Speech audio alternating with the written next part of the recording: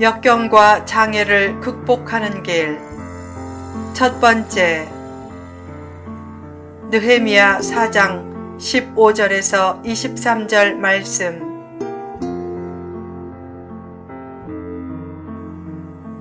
고난의 체험도 필요하다. 살다 보면 가끔 고난이 찾아온다. 기도 응답이 늦어지고 믿음대로 된다는 말에 회의가 생기고 힘든 현실로 낙심될 때도 있다. 왜 성도에게 힘든 일이 생기는가?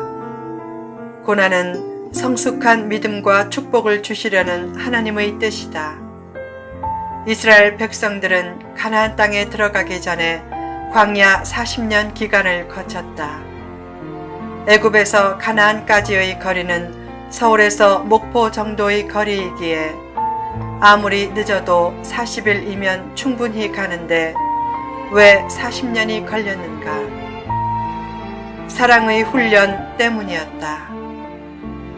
그들은 애굽에서 몇백 년을 노예로 지냈기에 노예 근성이 배어 있었다. 그 노예 근성을 빼지 않고 바로 가나안에 들어가면 가나안 종교에 동화되든지 아니면 가나안 족속과의 전쟁에서 다 죽을 수 있었다.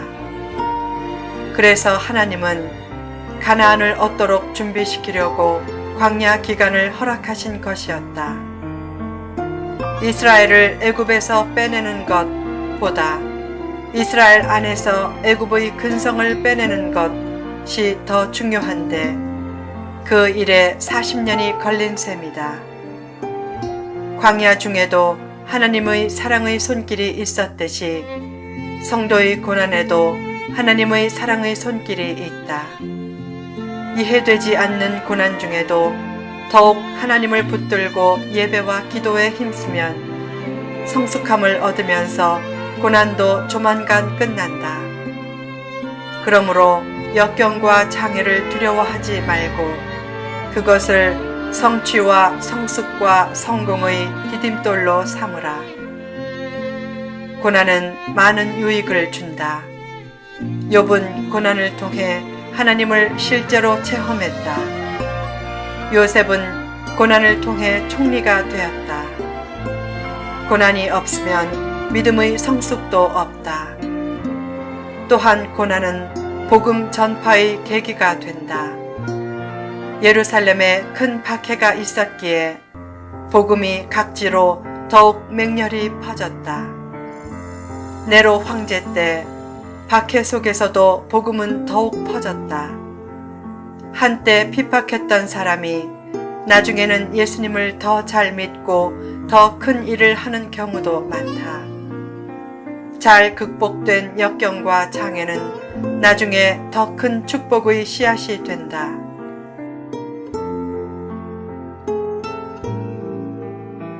역경과 장애를 극복하는 길. 느헤미야가 성벽 재건을 할 때 대적들이 수없이 방해했지만 그 방해를 잘 극복했다. 역경과 장애를 극복하려면 어떻게 해야 하는가? 1. 역경에 단호하게 맞서라. 당시 대적들이 무력으로 백성들을 위협하고 흔들 때 느헤미야가 확고한 리더십을 가지고 흔들리지 않고 강하게 맞서자 그들의 얄팍한 꾀는 무산되었다. 전쟁에서 가장 중요한 것은 사기와 정신력이다. 죽으면 죽으리라 하고 강하게 맞서면 강자도 이길 수 있다. 영적 전쟁에서는 더욱 그렇다.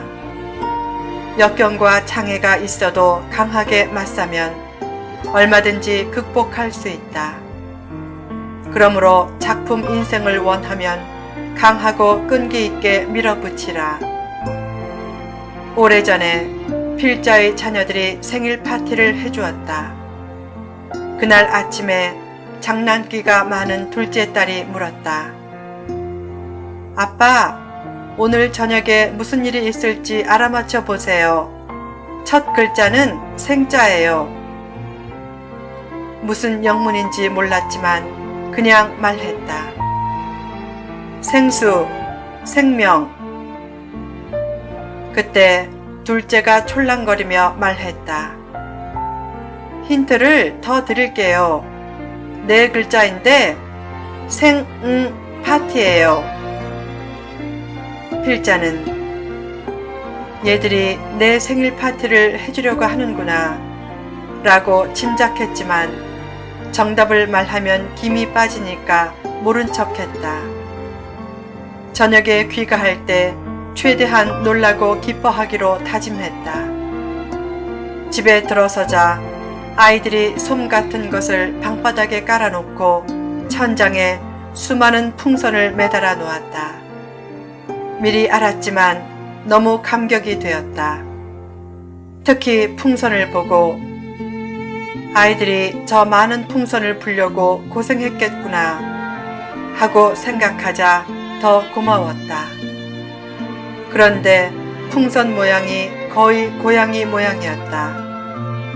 원래는 하트 모양인데 풍선이 터질까봐 겁나서 끝까지 불지 않아 하트 모양이 고양이 모양이 된 것이었다.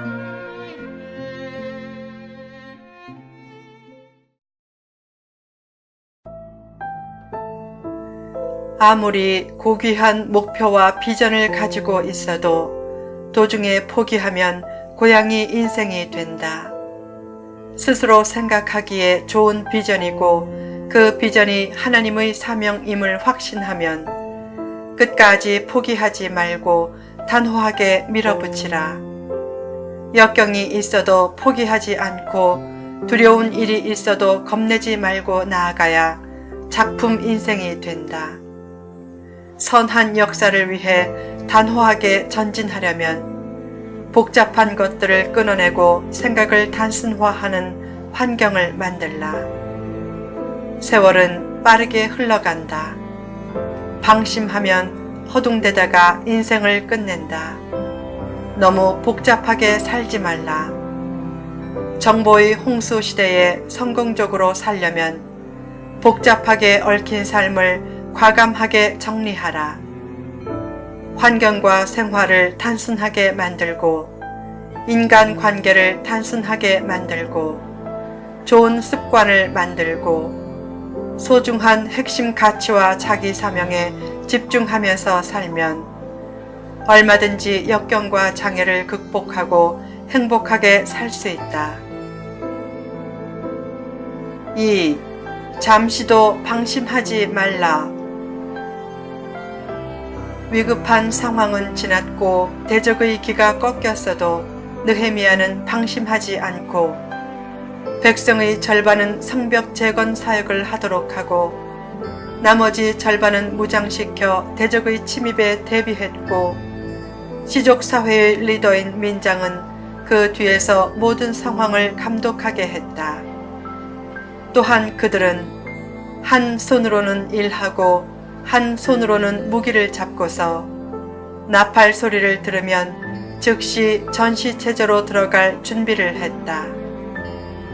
대적이 아무리 강해도 방심하지 않고 땀과 기도로 준비하면 얼마든지 대적을 넘어설 수 있다.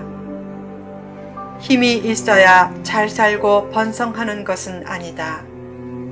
동물 세계를 보면 강한 것보다 약한 것이 더 번성하는 경우가 많다. 호랑이나 사자나 독수리 같은 강한 동물들은 거의 멸종 위기에 처했다. 강하다고 자만해서 내일을 대비하지 않기 때문이다. 반면에 개미, 곤충, 다람쥐 등은 엄청나게 번성한다. 약한 줄 알고 부지런히 살 길을 찾아 노력하고 대비하기 때문이다. 강대국도 영원히 강할 것 같지만 그렇지 않다.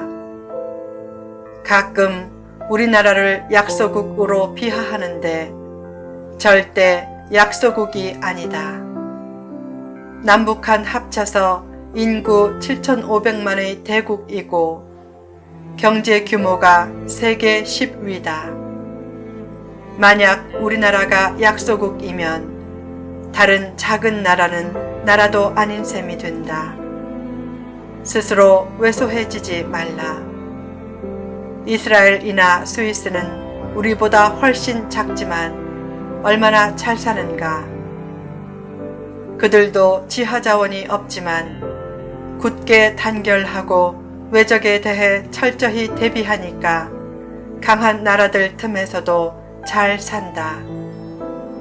외적인 장애보다 더욱 큰 장애는 내적인 장애다. 자신을 너무 낮추는 것도 문제고 자신을 너무 높이는 것도 문제다. 낮아지려는 자신을 잘 끌어올리고 높아지려는 자신을 잘 끌어내리면서 자신을 넘어설 줄 알아야 환경적인 장애물도 넘어서게 된다.